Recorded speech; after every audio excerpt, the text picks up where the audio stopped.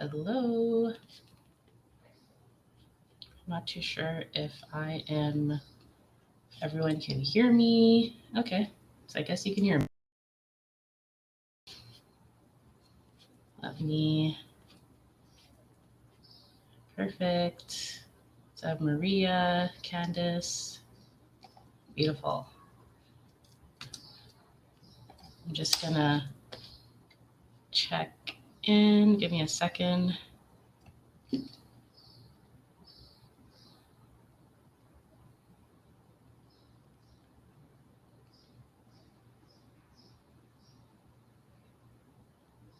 Just checking if Dwayne is gonna, oh, hey, I was just messaging you. I'm like, are you gonna like check in as well? Are you joining me for a little bit, or is there any intros needed on your end? Yeah, that would be cool. I don't know how you can hop in on stage real quick, or you. Oh, there you go. You got this. Apparently, Yes. Let me just. I've never seen the whole background. It looks so cool. I love the flowers. Thank you very much.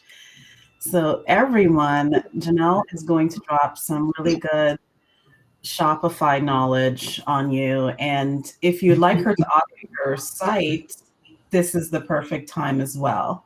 And yeah, Janelle, I'm going to let you introduce yourself. She is my amazing sister. I'm just going to say that. And I always tell whichever one I'm with at the time that they're my favorite. So it's okay. She's my favorite. Okay, so let's say if I do an audit, can I share my screen? Is there a way for me to to see what I'm looking at? Yeah, you can share your screen and do an audit if you'd like. Sure. And you can, walk people through, especially, I think a lot of people here too, there might be products and services, and it's really good to be able to know how Shopify can work for both. Yeah, and I'm trying to find the button where I share. At the bottom where the little computer where it says 1X, there's one strikeout. I see it. Yay. Okay, so we can do some audits. That's going to be fun. I love audits. Okay, so yes, would love to know how it can work for. Okay, so I'll introduce myself. So hey everyone, I am Janelle McClarty. I'm a website designer and a consultant, and I specialize in all web platforms. So yes, Shopify is amazing. It's the best commerce business, #1 platform if you're planning to sell anything online. But then there's also, WordPress, Wix, Squarespace, BigCommerce, all these other platforms that are good. But I always say and preface with every single platform has its strengths and its weaknesses. And every single business, you have your priorities of and your industries. And let's say I pick which platform is best for you based on what. So if you're a service provider, that was a question. How can it work for a service? Maria, what type of service do you provide? That's what I would want to know. And I can start by giving some examples. So let's say for Canadian small businesswomen, you provide tons of business resources and services, and you're very, let's say, heavy on the information. Like you're Dwania, right? I don't know if you're frozen, Dwania. I was. My internet's not loyal. Well, I can hear you. So, and you have a good screenshot of being frozen. It looks perfect. So if you're a service provider and you're heavy on the content, you're providing tons of resources for people, Dwania, information, videos, blogs, affiliate links, and all that good stuff. Heavy on the content, heavy on the words. The best platform for you is WordPress. It says it in the platform. WordPress is the biggest, grandest content management system. 80% of websites online use WordPress. And as I said, your focus is not so much selling, scaling. Your focus is on providing value, information, resources, and content. So WordPress is perfect for you. Over to Shopify. If you are selling courses, if you are selling books, whether it be a physical book or a digital ebook, if you're selling electronics, if you're selling decor, like if you're selling anything and you're planning to grow and scale and sell to your heart's content and, you know, have a million, 6-figure, 7-figure, just e-commerce store, then Shopify is 1,000%, 1,000,000% the way to go. It's just so packaged well with all the and the even down to the templates that they provide you with are heavily tested to make somebody shop, as it says, Shopify, as easily as possible. So that is the strength of Shopify. Like that's like anyone who's focused on selling, Shopify is good for you. That's your number one priority. If you're focused on providing value, information, content heavy, WordPress is better for you. Then there's all these other platforms in between, like Wix, Squarespace. They, I would say, are best for people. Oh, I was just about to say that, Candace, you're in my head. So I would say, and Squarespace, they are best for creatives because Squarespace, Wix, they brand themselves as providing beautiful templates that are customizable, and you can just make it colorful and pretty and display your portfolios. You have artists and creatives who use Wix and Squarespace. They are more focused on, yes, display, creatives, displaying your creativity, displaying your content in a very beautiful. Is it me again, or is it Janelle this time? Frozen to me. Can you guys hear me? It's you doing it. Okay, so it's you. Okay, yeah, it's you doing it. So if you are a creator and your focus is on displaying things in a creative, beautiful way, and when I say things, I mean your portfolio. I've had artists use Wix or Squarespace. I've had musicians, painters. Okay, so there is, when you say Shopify versus Etsy, oh, Dwania, we can hear you, but we just can't see you moving. It's just an image. I don't know if you can hear that. Dwania, we can hear you, but not see you moving. Okay. So Shopify versus something like Etsy. So there is no Shopify versus Etsy. There's Shopify plus Etsy, Shopify plus Amazon, eBay, Pinterest, Instagram, Facebook, TikTok. So that's a benefit of Shopify, is that it integrates very well with all these external platforms to help you sell your product. Let's say Wix and Squarespace do not integrate with all of these things. They integrate with some, but not all. WordPress does integrate with all, but it's harder to integrate all these things because there's a lot more coding going on. WordPress is not user-friendly. Shopify is user-friendly. So you can have let's say I have a purse company. They set up a Shopify store. They have 20 different purses they want to sell. They can create a business Pinterest account, an Amazon account on the side, Facebook, Instagram, TikTok, and connect all those business accounts to their Shopify. There's something called a pixel, which if you're going to be doing advertising, you need a pixel. So just Google that. Like popular Pinterest pixel.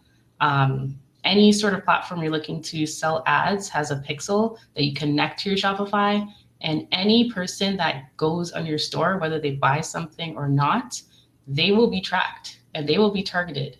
And that's where all the ads come in their face. And, you know, some people do not purchase, most people do not purchase the first time they hear about your business.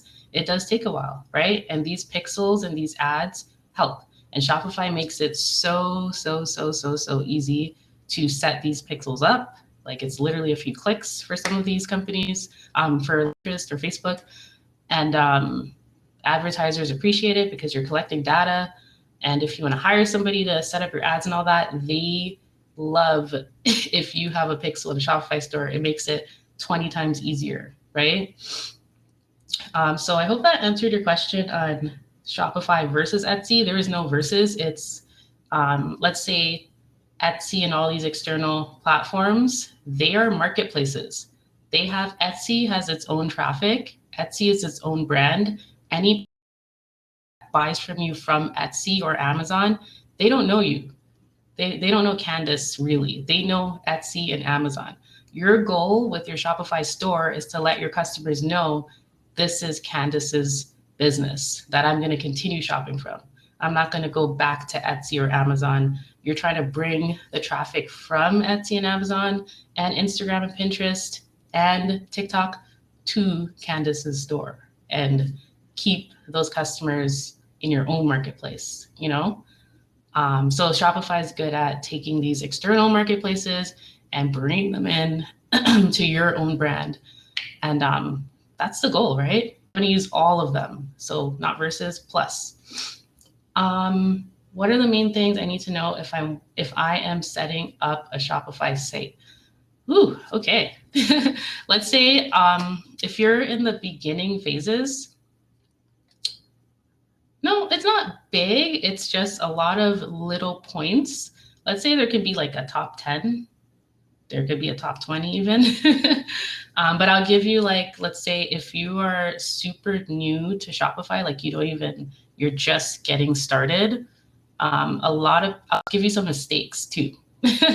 So things to avoid and starting points. So first up, you want to have all your content ready before you go in and start looking at, what theme do I like, or what template looks good, and all that good stuff. A lot of people do it backwards, and they have an idea of what they want to sell. They don't have everything content-wise prepared. Then they log into Shopify, get that 14-day trial, look at all these things that are going on and templates that look good to them. But you want to pick a theme that it doesn't look good to you, that works for the content that you have, that will display the content that you have as best as possible. And the end goal is to ensure that in the least amount of clicks, somebody can just buy what they're looking for, you know? So don't focus on beauty and spinning things and just having so much going on. Shopify, you gotta focus on clean, easy, click, purchase, go. So content is king, right? You're gonna have to make sure your images, so this is where the listing comes in. So make sure you have all your products, like the names, product information. So the names, descriptions need to be very in-depth. So you gotta describe that purse. What material was it made of? The branding, is it like African print or Persian this? Like you got to put some branding into it.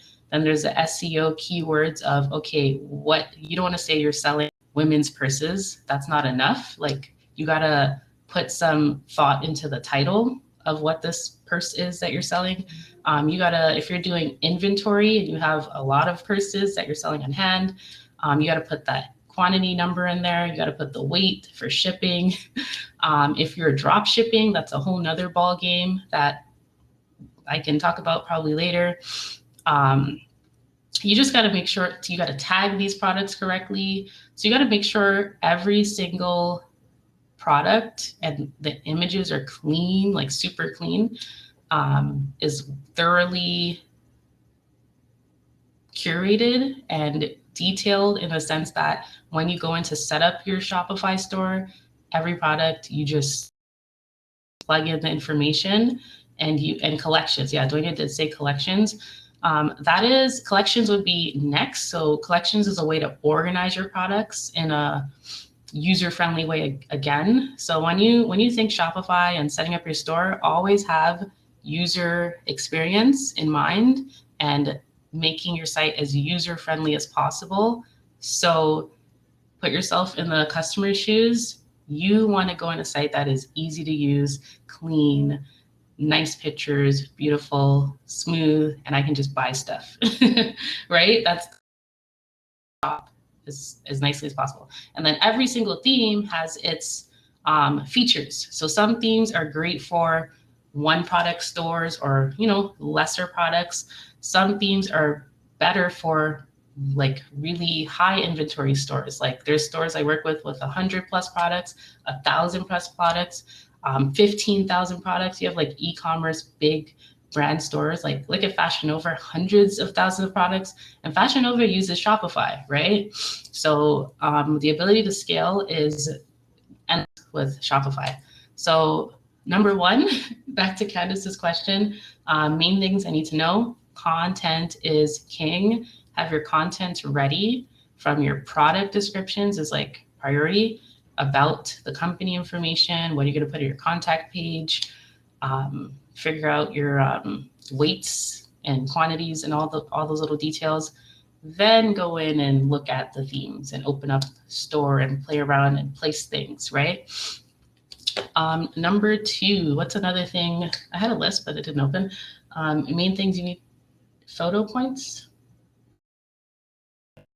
I have a suggestion or a tip. So if you are struggling with getting good photos for your store, and let's say you want to sell a product, like I keep using purses, but if you guys want to give me an example of types of products you're thinking to sell, I'll be a little bit more specific. But let's say you're selling purses or you're selling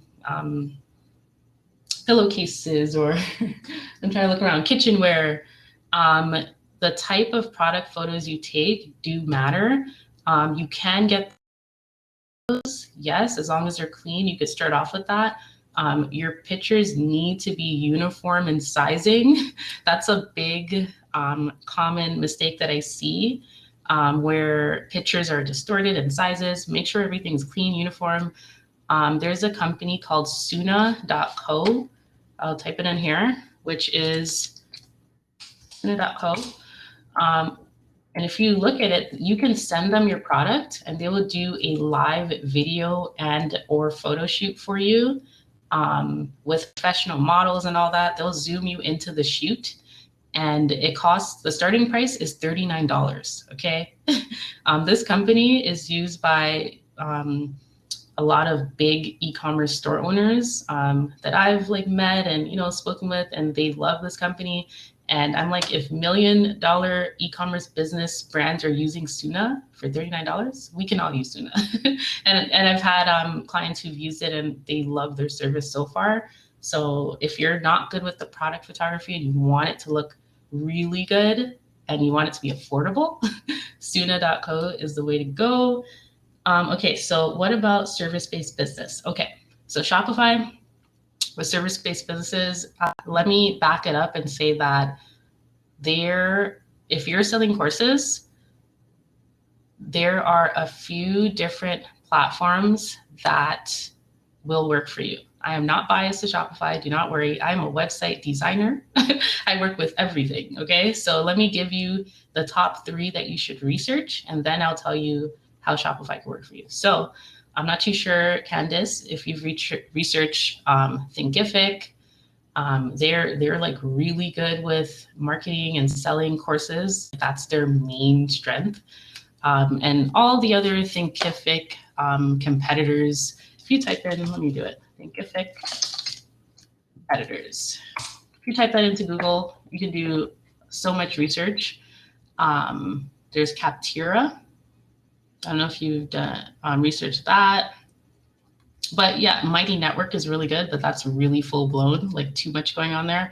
But I would say number 1, Thinkific is like, yeah, if you haven't left any. Okay, so Thinkific is like really good for selling courses. I'm trying that. Oh, okay. If Brooke, I got you. So if you want a platform where you can sell your course, but it's more community focused, Mighty Network, okay? Mighty Networks. I'll give you the link in the chat. Let's put it in here. But do some research. If you have a little trial. Captura is pretty good. Oh, so Mighty Network. Ooh, but do some research. Mighty Networks, that's one. Captura, Thinkific. Okay, so those are like course focused. Mighty Network is course and community focused.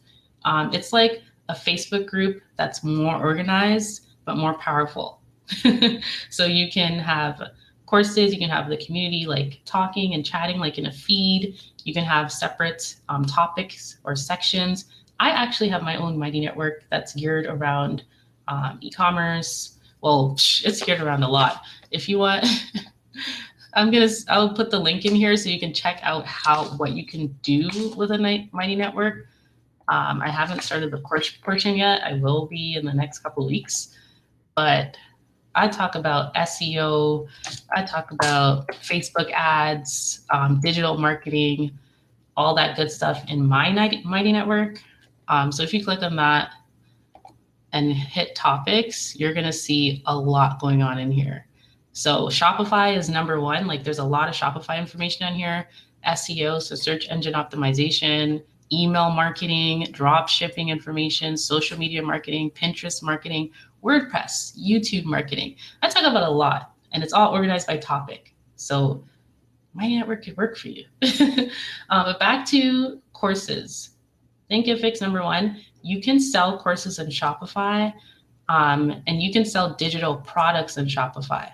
So the way you do that, there's this one application. There's multiple applications, but the most popular and best one is called Digital Downloads.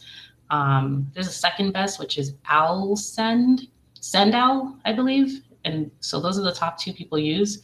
I use Digital Downloads. It's free. Why not? And you can upload anything digital, whether it be a course, an ebook, a replay of something. You can upload these things via a link. So it can be a Vimeo link, a YouTube link. It can be a Google Drive link, or it can be a download. So let's say you have a file, a video file, which I don't recommend because it's pretty heavy. But if it's an ebook, it could be a file. You can upload to this digital download application. And then when a customer sees the product on the front end of Candace's course, oh, someone just signed in, so of Candace's course. Oh, maybe I should turn that off. Someone signs in. If someone sees on the front end of your Shopify store, Candace's course, purchase now, it's like, $2.99 or $1.99, $99, add to cart. They purchase it, they get an okay, check your email, your course is ready for download, or you can access your course here. They open their email, they see like access. You can label it whatever you want. When they click that link is going to go to whatever you set up that course in the back end of the app. So is that course a video course? Is it like a Vimeo link? If it is, they're going to click that and it's going to take them to the private Vimeo link that you set up. Is it a YouTube link, like a private video? Okay, it's going to click them over to that YouTube video. If it is a download, they're going to click that link. It's going to open up their download screen and hit save, and they can download whatever they purchase. So anything digital, there's so many formats to put it in this app so that once the customer purchases whatever this digital product is, they will get access to it the way you want them to get access to it. So Digital Downloads does do this. The other version, which I think is called Sendowl, it's another app. It has more features where you can, what can you do? You can set up like times for your links to expire. So let's say somebody you let them know this course link expires in 30 days. The course link will just stop working in 30 days. It is good for a few things. So number one, for security, you don't want people to share your course for free with other people. You want to have that security in mind. And number two, you want to urge people to actually use the link, because when people download digital products, sometimes they don't get to it. So if you have that little oomph of this link expires in, it will push them to go through your course faster. So I hope that answers the course questions.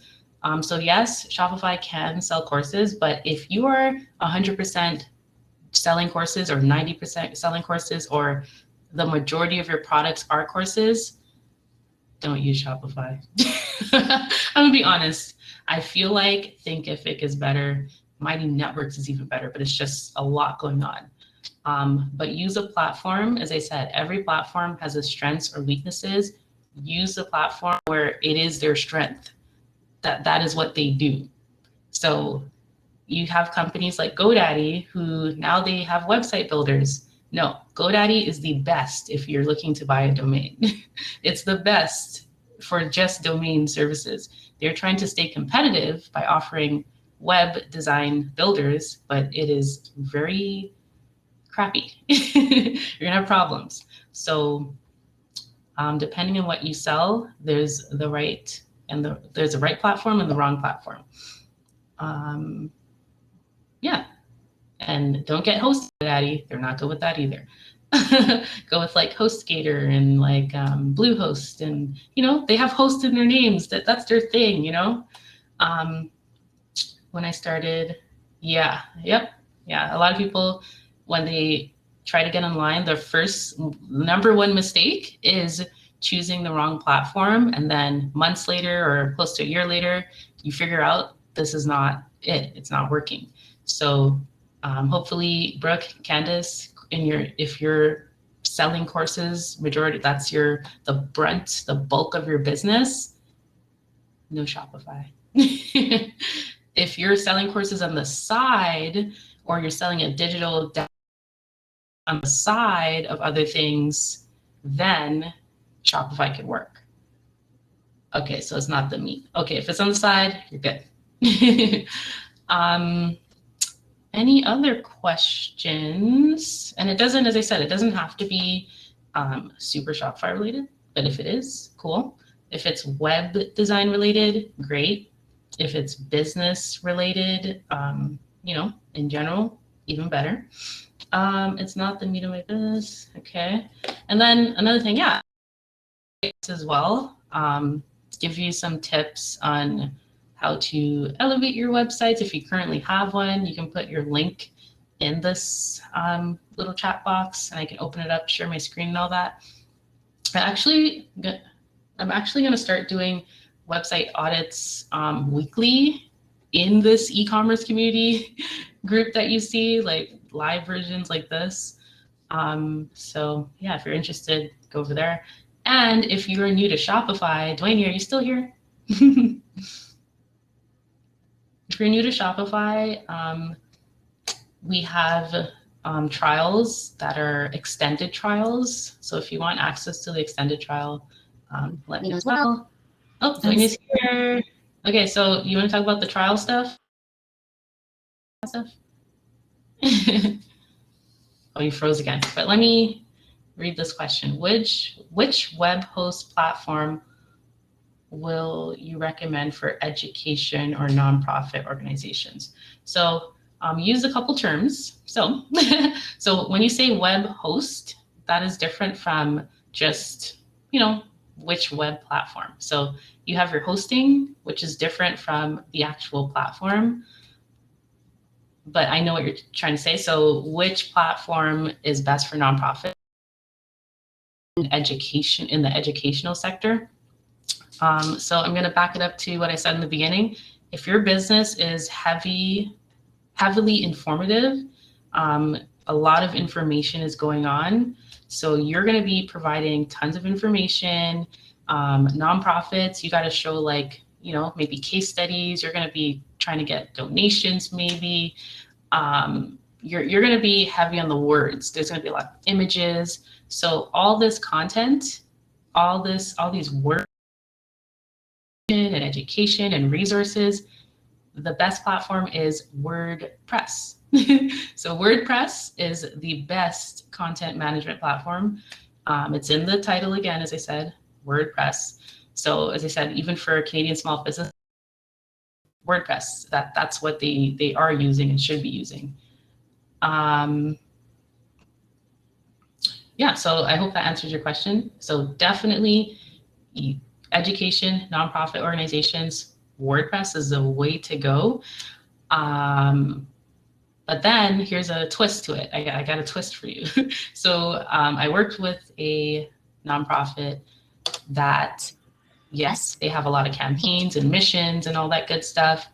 They showcase it on their WordPress website, but then they have a campaign where they have merchandise and they want people to shop and support their missions and all that. So it's like, buy a t-shirt to support our next mission for this and that. So when they have merch going on and all these products that they want to sell, there's a way where people have their WordPress and then they have a shop button that links to their Shopify site where you can have both. You can have a shop page that links to Shopify.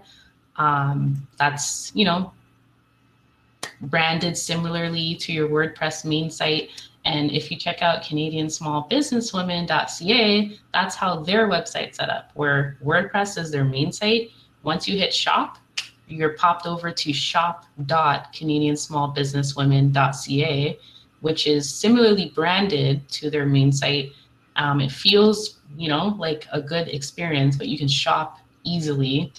And then under shop, button where they can click back over to their WordPress page again, right? So it's still connected. So that's just,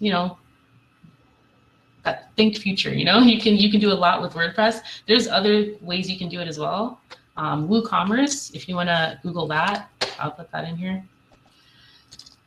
WooCommerce is the WordPress version of Shopify. So you can sell anything on your WordPress store similar to Shopify using WooCommerce, right? The only difference between WooCommerce and Shopify is the setup and the ease. Like it's not user-friendly. If you don't have that design or development background, you would definitely hire somebody, not definitely, but you may need to hire somebody to set it up in Shopify.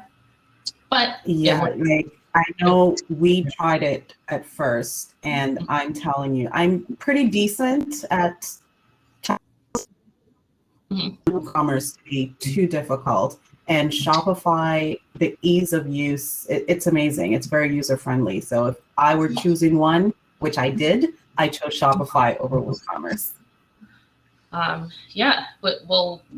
Because and your experience level. Platforms, but I think, like if you sell, like, let me just be definitive with you guys. If you sell anything that's physical, if your focus is majority based on selling, do not go anywhere else but Shopify. That's just a definitive, right? So the workshop is pretty much over all, but you can definitely check out Janelle. Janelle, do you want to drop your Instagram or your link tree? Oh yeah, let me drop. I have a few recommendations when it comes to like apps and softwares that integrate really well with not only Shopify, but any platform that you use. So that's a good like curated list you guys can take a look at. Let me put the link in here. Fine, guys. So if you want to text me, like I like stuff like this, and you have a question, you can send me a quick text and I respond relatively quick, better than Instagram DMs. Don't DM me. But here's and you can also catch her on Clubhouse. Like she does a lot of daily talks around Shopify, and then you usually have co-mods who do Facebook and some other stuff, but almost every day, right? Multiple talks a day. Digital marketing. So as I said in my e-commerce community link that I sent you, we talk about everything in the topics area on Clubhouse. So my Clubhouse schedule is in that first link. I update it every Sunday for the following week. And we talk about search engine optimization, YouTube marketing, TikTok marketing, WordPress, Pinterest marketing, social media marketing, drop shipping, email marketing, Facebook advertising, Shopify. Like, we talk about a lot. Yeah, and it's open to Android, and it's in Canada. It's open in Canada now. Today? So if you want, Because last week it wasn't. No, just this week. It was open for Canada as well. Okay. Yeah, it is, Carlina. I read an article in it, but maybe I'll double check. I don't know. I invited Candace, and it's not, and I just read something on Clubhouse, I think maybe 2 days ago, that said it's US now for Android. So they're probably going to roll out Canada in a couple of weeks, I'm sure. So I literally read an article, it was Thursday or Friday, that Canada and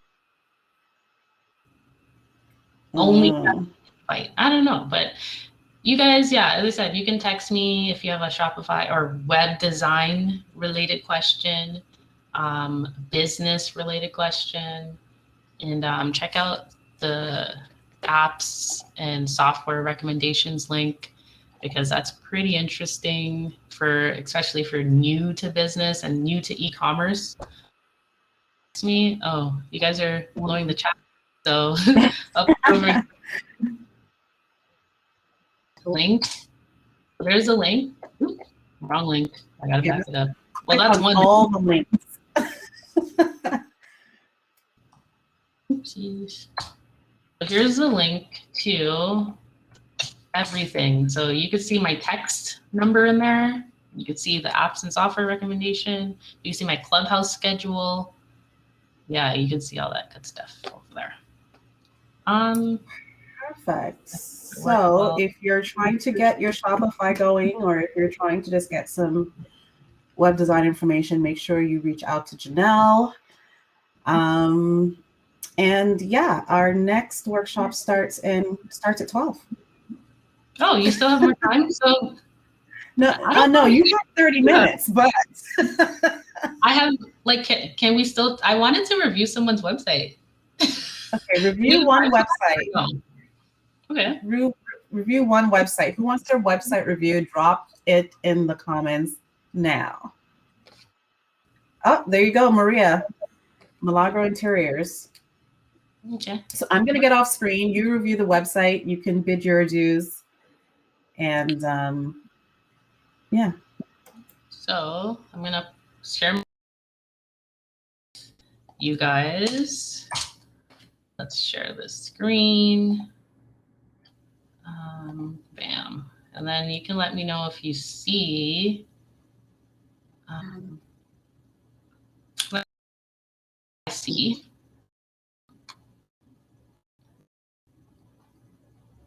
Okay, so you can see, okay. Yep. All right, so is Mila, I want to say milagrointeriors.ca. Hopefully,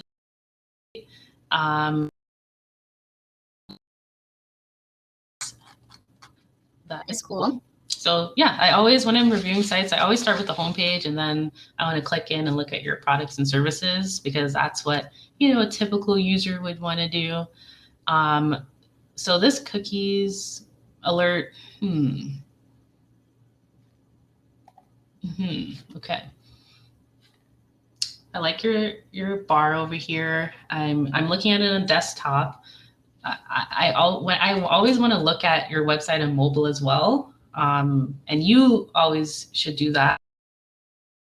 And you want to test your site on desktop and on mobile, because 80% of people view your website on mobile. So that is highly important. But from my desktop, I can barely see your logo. Is it Maria? Maria, yeah. I can barely see your logo. I can't make out if it says your company name, or is that fancy writing for something else. So that is a little fix that you should. Your logo is legible. That's another mistake that's made. Yeah, so make sure your website's responsive. So mobile responsive, desktop, tablet. You got to check it on all those things, okay? But it's an easy fix. Just write it down and fix it. I'm looking at mobile right now. So in mobile, your logo is, it's better. So I don't know if you guys can see this, but it's better. But it's still not legible in terms of, is that your name? Yeah, it is Milagro Interiors, but maybe this is something where definitely make it bigger and see if it's legible. And the resolution needs to be high resolution so we can make out what that says. So that's number one. Number two, this space right here, this white space is way too much on desktop and on mobile. Like it comes out, it doesn't look authentic. It needs to be clean and, you know, fit in the place. I want to say nicely, yeah. Number two, number three, I'm on. So it is important, this image, which is hero, the logo is supposed to fit in that space. So it's supposed to fit in that space. It's not supposed to be exact or, you know, perfect, but it shouldn't be too up here. It shouldn't be all the way down here low. There shouldn't be this much white space. It looks unintentional. Okay, hopefully that helps. Okay, so this image right here is super important for everyone. This is called your hero image. This is the first image that people see as soon as they hit enter. It is supposed to sell me. I'm supposed to know exactly what you do based on this image. Maria, I know you are into interiors. So when I look at this, I see and I'm guessing that, are you an interior designer? Most likely. Do you stage? Do you provide staging? Maybe.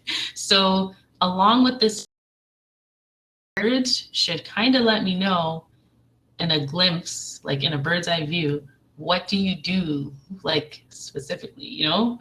So if, let's say this was a makeup brand, or let's say this was a beauty brand. I hit enter, and the first thing I see is a woman's face putting on like lipstick, and you see like nicely done makeup, and then you see Maria's Beauty, specializing in hair, makeup, and whatever. Like, you know, you put the known, this is what they do, and you put it up in the fold, so there's no guessing. So make sure this hero image area has a nice picture that resonates and just lets people know exactly what you do. And the words need to resonate and let them not guess and know exactly what you do. So let's work together to transform your space. I feel like that's cool, but this second line, it's not necessary. You could have used it and put those words in terms of services real quick to give you an idea. So,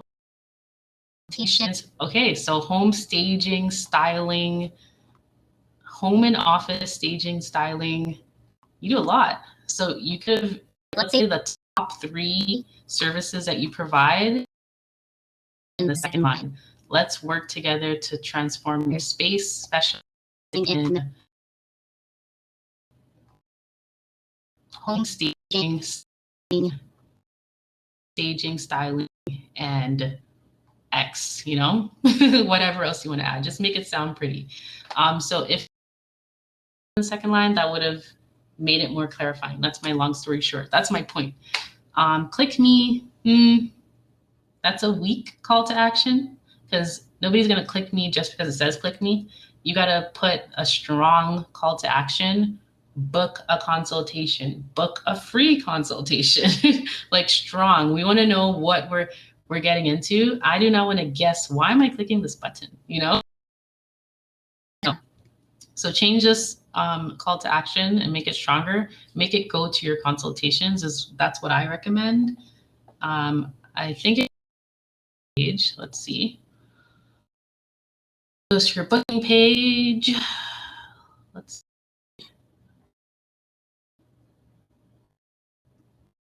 Yeah, so you definitely want to change the wording of that click. That's a definite. So this first section, I gave you like 5 points.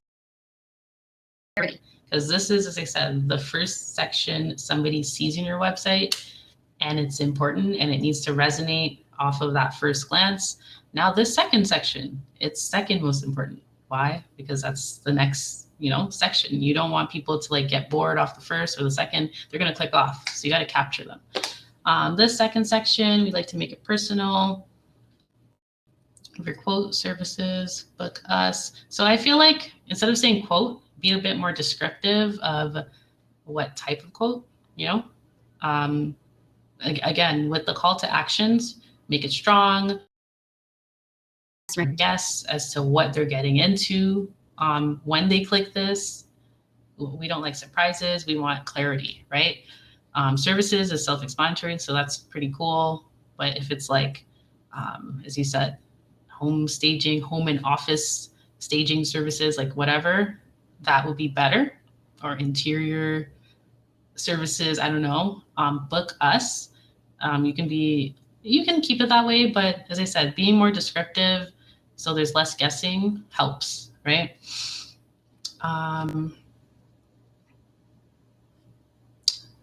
Hi, home staging, home styling. Okay. Explore our services. Okay. I like this layout, but it does feel a bit unintentional to have this going, like this image going over this blue area. So I'm going to look at your on mobile if it does the same thing. And no, mobile is actually perfect, right? So this is just a glitch in terms of responsiveness. So as I said in the beginning, check your site on mobile is priority. 80% of the people browsing do use mobile, but this is important as well, because when you get into these services or these businesses where information is, people want to get cozy on their big screen and read through your stuff and look at your portfolio, and they don't always do it on phone. They do it on both. I know, let's say if I'm researching what couch I'm going to buy, I'm not going to just look at my phone. I'm going to open up the screen and look at all the colors and descriptions and have tabs open because I'm shopping, right? So just letting you know, you got to make sure it's responsive. So this definitely. And another thing I suggest is your buttons. So it says home, styling, office.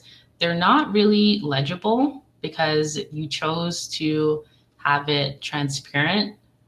So I can't really, it's not in my face of this is what this picture represents. And same thing on mobile, I'm looking. I recommend swapping the color scheme, maybe making the button with, and then when you hover over it, it turns that color, like, transparent, or just playing around with a stronger color. Like this color is good. So if you made all those buttons this stronger, and then when you hover over it, it turns white, that would be better. So swap these colors so that it actually entices somebody to click on that button and it's just not transparent and just there, right? So that's another fix that I would recommend. This is pretty cool. Testimonials are amazing. So not only for service-based businesses, but definitely for product-based businesses too. There are really good testimonial applications that you should definitely try to implement into your business. That makes things automated and makes things more authentic.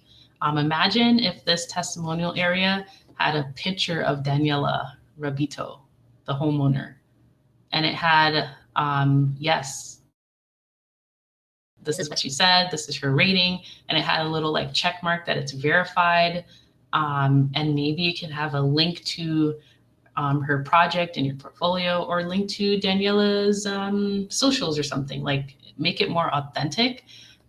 So a good review application that I use, it's called judge.me. There's a few. There's judge.me. You know what? They don't have to, but let's say the biggest thing with these review applications is,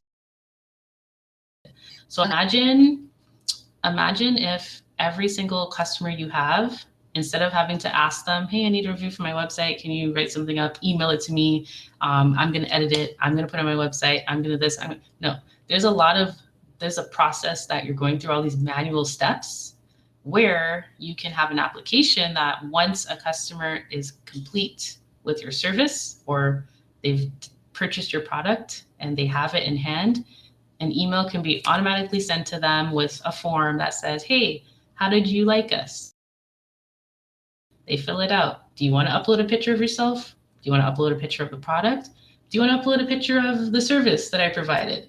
They can, or they don't have to. Do you want to provide a little, like, is it 5 stars, 4 stars? You know, they do these things, maybe have an incentive for them to do it, maybe a discount, or, you know, you can have anything. They hit submit. It automatically populates on either the back end of your website. You get an email confirmation. You can verify and approve it, and it can automatically just end up on your site. Applications are out there to make the review process easier and more authentic and automated. That's why I mentioned what I mentioned in terms of applications for reviews. I can give you some options to look into, and this is for everybody, because, you know, you're starting, some people might be starting their e-commerce businesses, or just business in general online. So I'll give you a few pop. That's 2, and that's 3. Those are really good review applications. Some are free, some are paid, all that good stuff. But you can just look into them, and even go into the plugins area on WordPress, type in review, and you'll see like highly rated review plugins that you can try out. So I say this is good, but an automated way is always better. Follow us on YouTube, subscribe. I like how this, you know, it's super clean. I love your headings. I love how it's really good to use, yes, your header, and then in one text, and then you can break it up in a different type of font to your paragraph font. So I like that, easier on the eyes. Okay, so I'm going to tell you a little bit about Instagram. It's not best practice to have your Instagram carousel on your homepage, and especially for product, because it gives your user a chance to just click on something, and then now they're off your site, and they didn't even get to your service on Instagram, and they may just stay here for a good half an hour and get lost in your comments. Maybe want to click and check their messages, and you see pop-ups. It's not best practice to have just this type of carousel. There is a way to display your Instagram carousel without having it click over to Instagram, and maybe just opening up the image and seeing the description, but still keeping the customer on the website. So that is to look into, Maria, not having an Instagram carousel that just pops them out of your website easily. And then look at I feel like your services page is super important, and your portfolio page is super important. So I'll look at those 2 pages, and then I feel like I gave you a lot to think about already. So services. Oh, I gotta say, I love your chat application. Customer service is key, especially during this pandemic, right? People want fast, easy access to their questions. They don't want to call. You know, they want as many options as possible. Email, call, and text chat. Like that's amazing. So good job there. It's 11:55. So let me finish up online services. So yeah, I really like the flow of this. So you see how I'm flowing and things are getting broken up, and you have headings, you have call to actions. Like this is super perfect. It's clean. The only thing I would recommend is having, as I said, buttons more prominent at first glance, and then when you hover, it can do an effect. So right now it's kind of faded. It doesn't call me to take that action. You want it to pop, right? So maybe that same yellow you use on the homepage, make sure your branding is the same. I'm not too sure if this is the same yellow, but keep it all uniform in the color you choose. And I would say that that's the only change I would make to this page. Maybe test this out. I would change the color of all your titles. That same yellow maybe, or maybe yellow, maybe that same yellow. I think the yellow would work on the yellow could work in this background. And if not, maybe put blue. Do some testing. But my point, what I'm looking at is just breaking it up, making it easy on the eyes. If somebody scrolls really quickly, they're like, oh, estimates, consultations, home staging, home styling. And then that catches their eye. They fall where they need. They're like, I need a consultation. And you want this to be bright. Get your consultation. You want it to pop. So this doesn't pop currently to me. I would rather it reversed. Blue text, yellow background. Makes sense. That's very important as an interior designer. Love that, flamey, and it's really bright. I love it. This is a small sample of all the positive and light changing. Love that. That's, I like it.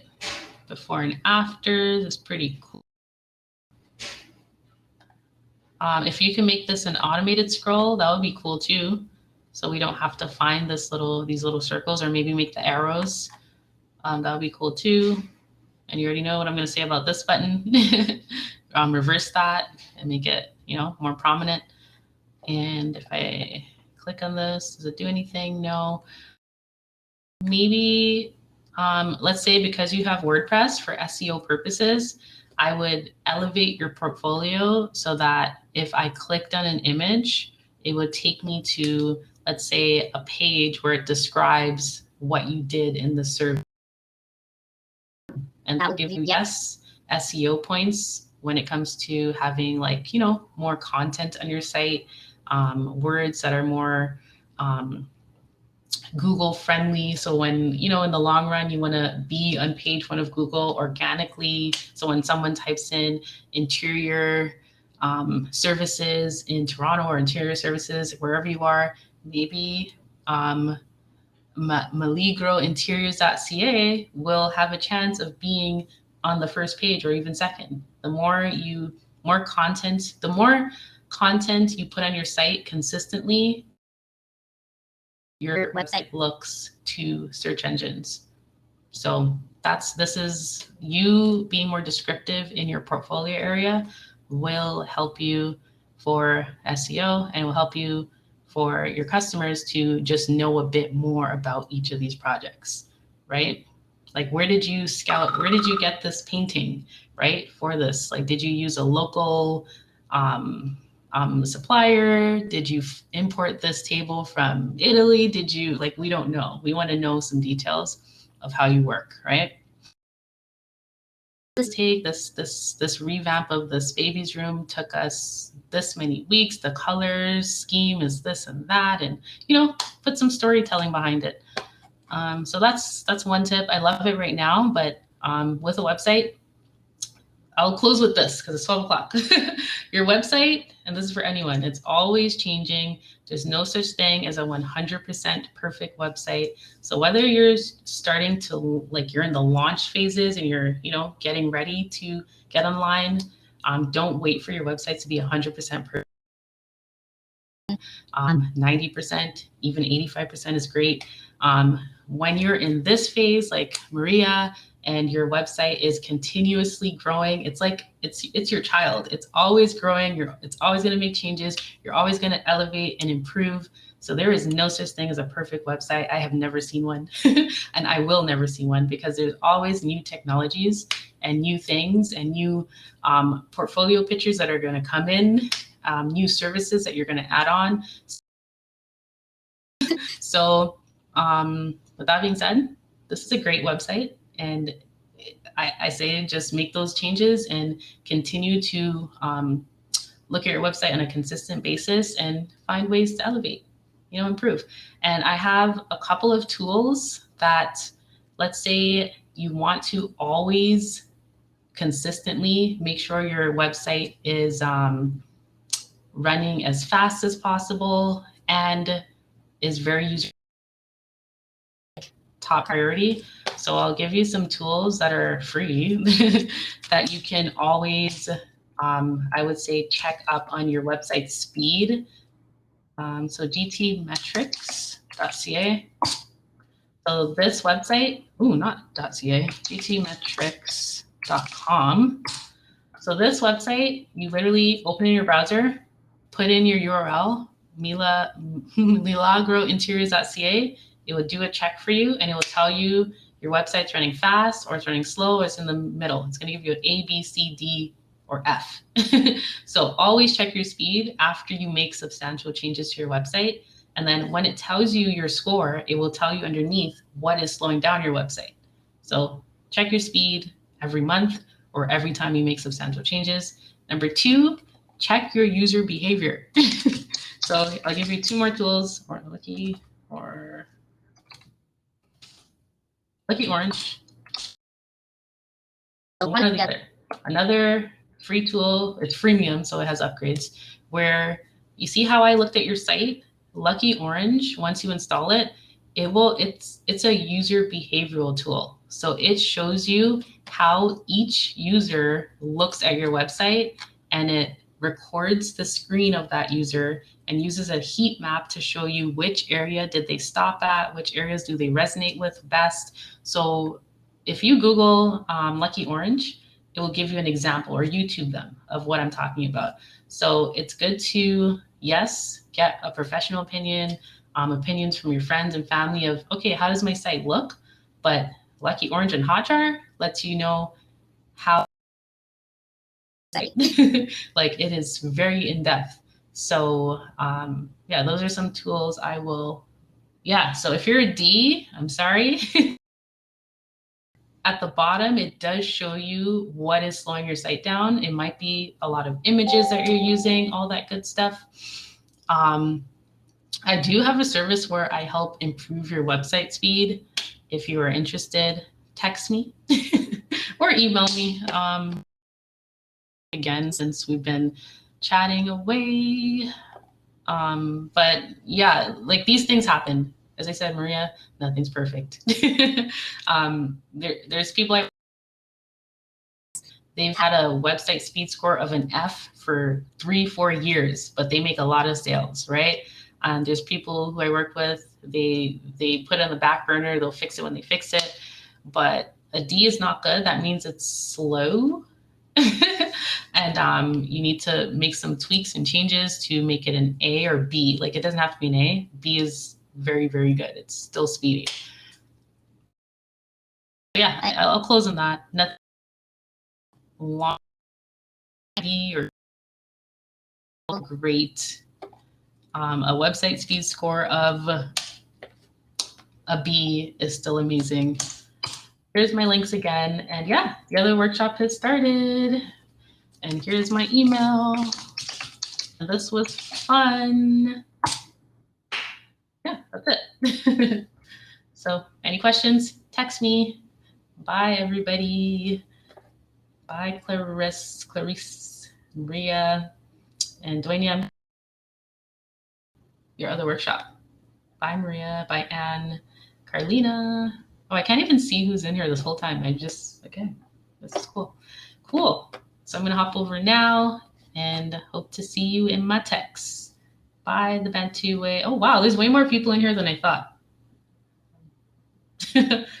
All right, Leela. Thank you, the Bantu way. Thank you, everybody. All right, let's do this properly.